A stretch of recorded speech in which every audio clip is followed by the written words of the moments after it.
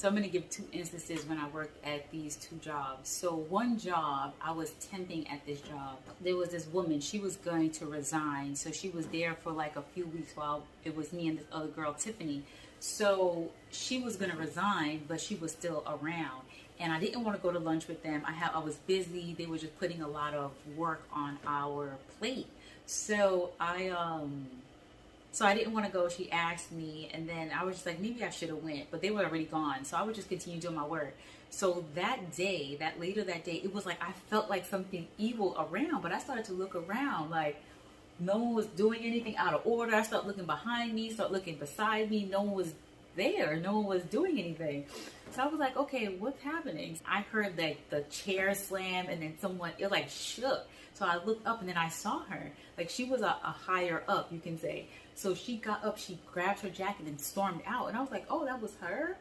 I was like, okay. So it was just weird that she left like that. So I'm just continuing doing my thing. And then I got off shift. I'm going home. And then the temp agency called me and said, how was your day today? And I was like, oh, it was okay or whatever. Because it was some things that was happening that I felt off about. But, I just grit and bear it and I just continue going. So they were like, how was your day today? And I was just like, oh, it's good. So they were telling me like, oh, well, they said that you're no longer needed there. And I'm just like, how? I had a great day. What's going on there? It was so bizarre because the other girl, I thought that they would have gotten rid of her because of the way that she was, conducting herself at like a gathering, right? So I just was like, okay, whatever. I just continued on my way. So I still had the next day, because it was a Thursday, still had the Friday to finish up, right? So I got home and I was just like, you know what? I'm not even going in tomorrow, right? So then Tiffany, that was her name, she called me the next day because I didn't even go. I didn't even call them. I was like, whatever.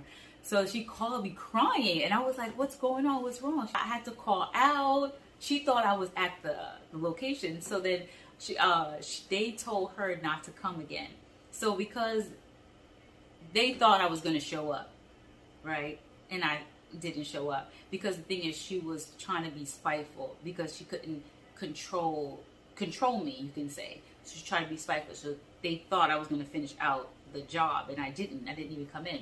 So the other Tiffany didn't know anything about it because I just didn't speak that. She called out. So now they were left with no one that day. And then they ended up telling her not to even come back after that. And I'm so glad I didn't come, because if I had came in that day, then they would have just tried to probably most likely keep me. Well, it just worked out, being spiteful. It ended up backfiring right away, you can say. So that'll happen too. When you feel an evil presence, there's an evil presence around. Especially if you didn't feel that evil presence originally, and after a while you start feeling like, when someone's staring at you and then you look around and then you catch them staring at you, that's the entity behind that person. That's why you was able to feel it, if that makes sense. So because you're able to feel it, that's a demonic force within that person. It's either with that person or just came and rested on that person, and then you feel that demonic entity looking at you through the person. So when I felt that presence, no one was looking at me, but because of what she was doing and her feeling towards me at the time, I felt it, if that makes sense. So never ignore that. That means something's evil going on and it's projected at you. So that was the end of that. And then the last job I was at when I was in New York, it was this girl I started working with. I started working with her, and from day one, she just had a problem with me. For whatever reason, I don't know. And, I tried to be nice to her. And then after a while, I was like, man, forget that. I don't, get out of here. I was over it. It's only but so much time I'm going to try to be nice to you, try to be friendly to you before I just stop communication and just keep it at work, So that was pretty much it. So I didn't know she was into witchcraft. And plus, I wasn't even walking my walk yet to even combat this stuff. So pretty much the boss turned against me. Everybody in the location. It was just a very demonic situation. I had panic attacks coming to that job. I had no idea. So with this job here, I used to put my food in the refrigerator. So one day I took my salad out of the refrigerator. I'm sitting there because we were working. It was two of us. We were assistants to HR. So we worked in the HR department, but we used to cover the front desk, right? So I'm sitting there eating my food, and then I stopped. I got sidetracked. People started to come, and then I got on the phone. I looked down at my fork and the salad, and I seen maggots. I saw maggots in my food, and I made that salad. I didn't buy that salad. I made that salad from home, and then I put it in the fridge. And then I went to the bathroom. I got sick, and then I just threw it up. I might have not eaten it. It probably was there, but still in all, just my mental wasn't allowing me to wrap my head around. Maybe I didn't eat it. It was there. It was whole. You know what I mean? So I got sick, and I just felt in my spirit they put maggots in my food. And that was pretty much it for that. I never put my stuff back in that refrigerator again. And so you have to be very cautious on the food that you that people bring you, the way you place your food, the food that you take from people, because they might not bring you any food, but they could do something to it. You come over there, and then there's something going on with that food, or they can do something to your food. People have, wrote in the comments that they've been poisoned. That's a thing as well. This is why you pray over your food. The Lord did say we could eat poison and live. So you pray this stuff over yourself, over your food. If they were to do anything, it would not affect you in that way. These people are wicked. They can do so many wicked things to individuals without them not even blinking an eye or even thinking twice about it. There's a line where there's people that just don't like you because of who you are, but then there's other situations that you're being gangstalked. So if it's happening when you go into stores, people are mean to you, that means you have an entity following you from place to place. This is not like a set location where these people are targeting you. This is everywhere you go. That means you have a spirit following you wherever you go. Right. So that happened. And then this is the same manager. They started to give me dummy missions after a while. And the last day that I was there, they gave me I had to do a project for another manager, and then I had to complete a big task in my department. I didn't really get any sleep, but I completed both. It wasn't completely the way she wanted it done, but it was done, if that makes sense. So when she called me into the office, it was like she had some type of victory or something because she knew I didn't finish. But when I told her I did finish the other project, she was like, "And then you didn't finish my project?" Like, started yelling. I was like, "I did finish our project. What are you talking about?" She started flipping out. This is the same one that asked me if I wanted to see someone, a shrink or something. It's just like sometimes they throw random things at you just to want you to start feeling like something's wrong with you. But there's nothing wrong with you. They just want it on paper that you went to see a psychiatrist or whatever. So you have to be very aware when people act like they're trying to help you. They're not. They're into this thing. They're into the system where they're trying to get dirt on you. They're trying to get paperwork, a paper trail on you to line you up later, if that makes sense. So that was pretty much it. It was like I started to cry. The way she was talking to me was so like uncalled for. I just didn't understand it. So it's like she put her head down. It's like she was being tormented, you can say. So I was like, well, since I'm not making you happy and I'm not happy, how about this will just be my last day? And the thing is, that came out of nowhere. It was like it was the Holy Spirit. First of all, I did not have a job lined up. Okay, for me to say that was a bold move.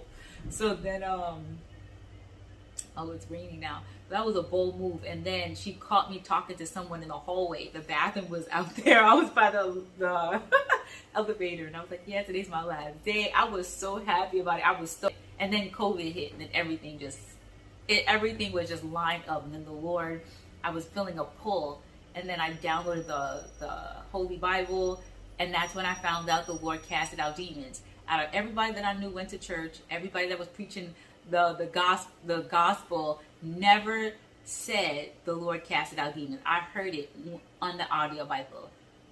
So anyway, the Lord was pulling me to get to know Him more, and then there was so much things I had in my possession I had to throw out. There's a lot of fasting and praying around that time, so it was a lot going on. So the Lord removed me from that job, and that was the best thing He could have done. Then COVID hit, and then that's all she wrote pretty much. So that's pretty much it. I just wanted to come on to touch base on Sometimes these people are coming out of nowhere to talk to you just to grasp information, and it could be online, it could be in the physical. Just be cautious on the things that the information that you give them about you, your children, your family, because then it'll give them more information on how to determine who's who. Like, say they're looking you up, if they have the names of your parents, your children, your siblings, then it's easy to locate you by the names or the other location that you lived before. And the less information you give, the better. Always pray about these people, who's who, because some of these people they don't have your best interests at heart. Because even with school too, but I don't want this video to get too long. I will do another video, but I just wanted to touch base. You're not the only one. If it's happened to you, if it's happening to you in your church, if it's happening to you at your working environment, you're not the only one, and you're not crazy either. You definitely possible to be gang stalked at these locations, and the whole goal is to get you penniless, penniless and homeless, because that's when these other things can take effect. So it's a domino effect. Once they're able to box you in, then it becomes easier for them to be successful in the things that they do.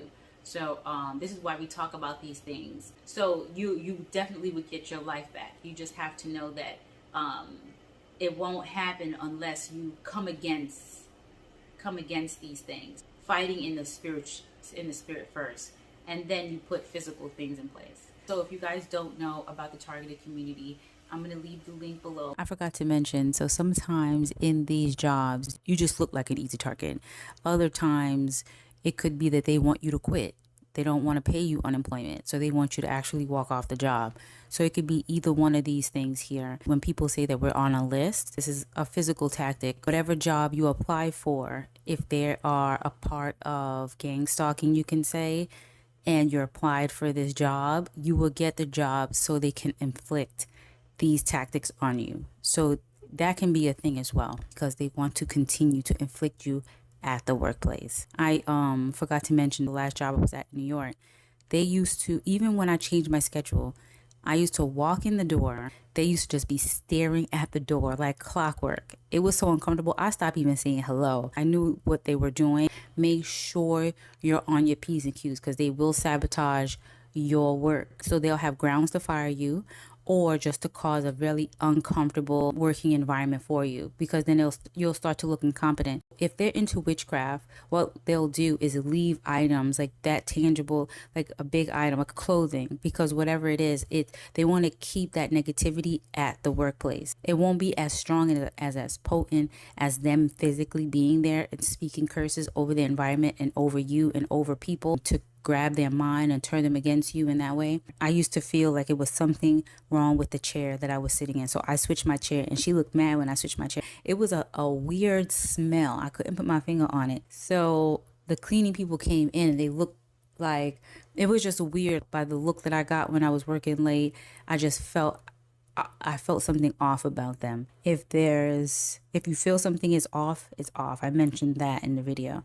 So yeah, they'll definitely do something to the chair that you're sitting in. And then people are turning against you, not because there's something that you did or they're into it. No, it's just witchcraft being done in the environment. They can put something down where you would repel people. So spiritually, they could have done something to make you stink spiritually. So in the physical, people will be repelled by you. I've created so many different chats for us to go into: guy chat, girl chat. We have self-care, firearms. There's so many different chats that we have that we can go in. Healthy eating, because I know going through this can be taxing, where you're not thinking about your well-being, you're not thinking about yourself, you're not thinking about the things that you like or enjoy anymore. You're focused on what's going on, because they are set up to drive you crazy, you can say. People feel like they don't have anyone to talk to. People don't understand them. People think they're crazy. They have no one to relate to. They can come here, and then we're in there where they can ask for tips, help, guidance, prayer, fasting routines. I'm going to create something spiritual warfare. So then there's other tactics in there that you could just go to. Prayers. I'm going to put in the prayer for the anointing oil, in the prayer in the prayer chat. I don't think I might have done that, but there's places that we haven't visited yet because this is brand new. But I just wanted you to know that there is a place for you to go if you feel like you don't have anyone to relate to. We're in there. So I'm going to read the description of what the targeted community is about. Our community is a safe haven to all, those that are set apart and those that are facing gang stalking and narcissistic abuse, providing a space for sharing stories, strategies, and support. Here, individuals come together to empower each other to navigate these challenges, experiences with resilience and strength. Our goal is to help one another overcome and gain knowledge and strength in all areas. Join us as we stand together, offering understanding, compassion, and guidance on the journey. This space is also for laughs. Let's not allow individuals that are coming against us to take our joy. So I just wanted to read that because I think some people have the title misconstrued, that we're just focusing on what's going on around us. But that could be for certain individuals. They're just focusing on what's going on around them. But to see individuals like myself or others that have overcome this situation, then we could just share strategy. We could just, come together and just talk about other things, or we could talk about gang stalking, whatever, and how we overcame this, or just share what's going on with us on a day to day, or just ask for advice, or people share many other things. Just want to say hi, mood check, so you know what I mean, whatever. So it's in there. So the link will be below, and then you guys can send me a chat. You create your profile, and then we can chat with each other privately or in the chat as a whole, as a group. So I hope this video helped. I did record the church situation, but I don't know what's going on with my mic.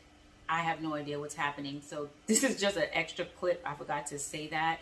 So I think I'm just going to separate the gang stalking in the church and just keep it at the workplace. And then I'm going to come on and do the roommate situation and school. All right, guys. I'll see you guys soon. And I hope this video was helpful. Have a great day. Bye.